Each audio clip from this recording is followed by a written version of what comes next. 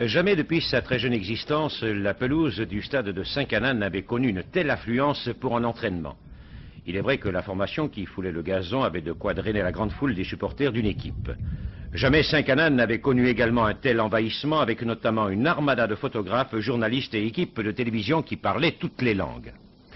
Michel Hidalgo et Henri Michel l'ont fait travailler titulaires et remplaçants, avec notamment du jeu de tête, la passe unique aux partenaires, sans parler des tirs au but.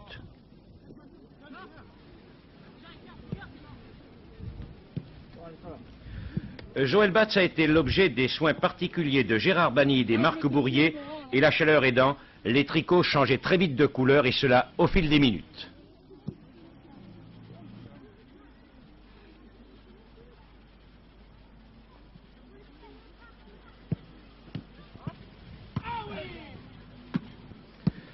C'était après l'entraînement le retour vers Pont-Royal où se tenait la traditionnelle conférence de presse. Une conférence au cours de laquelle le patron de l'équipe de France se donnait une nuit de réflexion supplémentaire pour la composition définitive de l'équipe de France qui affrontera le Portugal demain soir à 20 h sur la pelouse du Stade Vélodrome.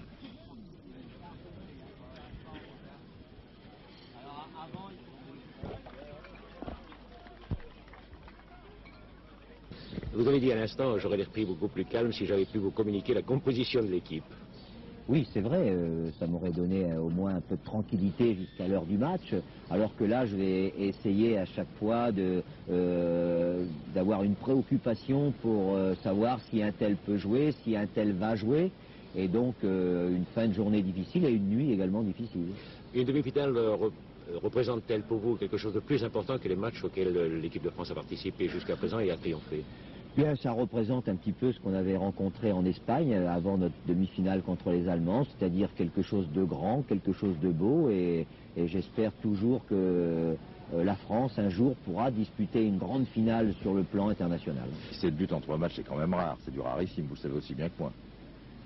Oui, mais vous savez, on n'essaie pas de le vouloir. Je crois que ça arrive, ça vient, et bon, ben, on se contente de ça. Et puis après, quand le match est terminé, on dit bon, ben voilà, je suis content d'avoir marqué 3 buts. Essayons de faire aussi bien, même un peu moins la prochaine fois, mais s'il est passé, il faut aller devant.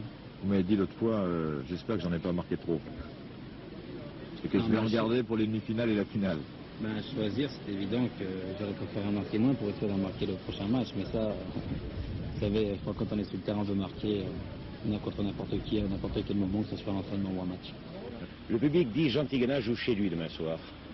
Effectivement, je retourne dans ma ville, je retrouve tous mes amis, ma famille, et pour moi c'est très important ces matchs-là. Est-ce qu'au départ vous pensiez que l'équipe de France arriverait au stade des demi-finales déjà? Oui, j'étais très motivé et je pense qu'avec l'ossature que l'on a en ce moment dans cette équipe de France, j'étais persuadé qu'on pouvait aller en demi-finale et ça se confirme.